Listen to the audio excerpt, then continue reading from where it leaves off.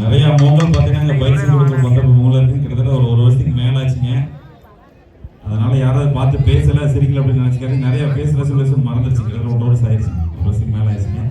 அதனால யாராவது முடிஞ்ச பிரேக் டைம் வந்து பேசணும்னா பேசுங்க. நிறைய பார்க்க வந்து நிறைய பார்த்த மாதிரி இருக்கு. நிறைய தெரியலைங்க எனக்கு. இப்பதான் ஒருத்தர் தெரியுங்க எனக்கு. இந்த 2-3 குழந்தைங்க வந்துச்சுங்க. எனக்கு சரியா தெரியலைங்க. அப்படின்னு பார்த்து பேசுங்க. யாரும் நினைச்சு போட்டாங்க. கம்மியா தான் 20 நிமிஷமா தான் நிக்கல.